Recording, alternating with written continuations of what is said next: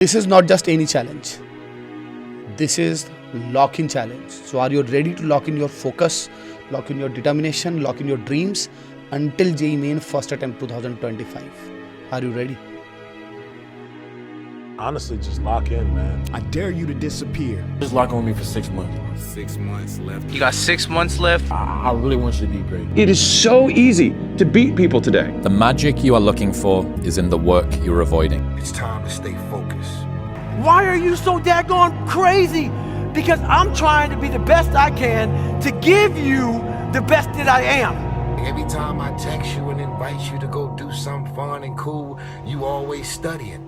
How bad do you want it? You're going to lose sleep, you'll doubt whether it'll work, you'll wonder whether you made the right call and have no way to know. Whatever you do, you've got to be a little bit gone to it. You're not all there. You've got to be almost insane to your craft. Obsession's gonna be talent every time. You got all the talent in the world, but are you obsessed? The path of the exceptional person is one of an exception, which means that you are not with other people. You cannot change your life unless you change something. Is it all you ever think about? Let's face it, it's you against you out there. But it doesn't mean I'll give up. As long as I'm alive, I'll keep going. No matter how many failures I get, I'll keep going. Give up? There was a time in my life when I might have given up, but that's all behind me now! Your potential is limitless, and your ambitions are the fuel driving you forward. Right here. Right now. I'm going to push past my limits! Lock in. Just lock in. Lock in. Lock in.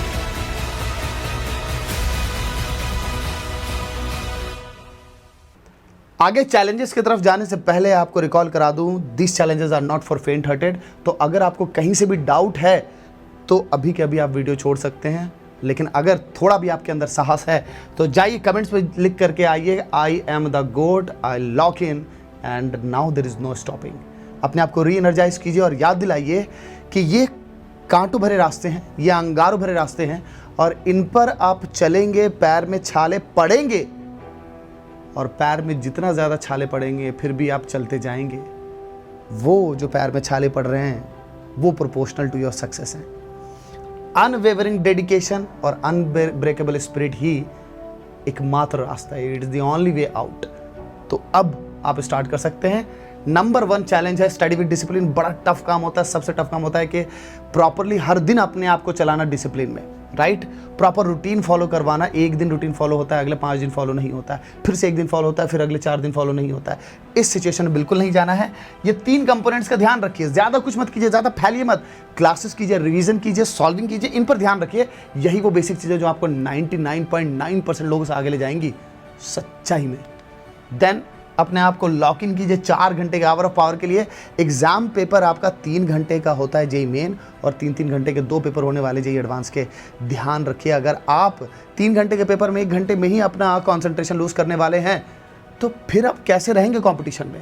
Competition में रहने के लिए घर पर ही आपको आदत बनानी पड़ेगी कि हर बार आपके 8-10 घंटे की जो सेल्फ स्टडी है उसमें से 4 घंटे ऐसे होने चाहिए that should be isolated from surrounding.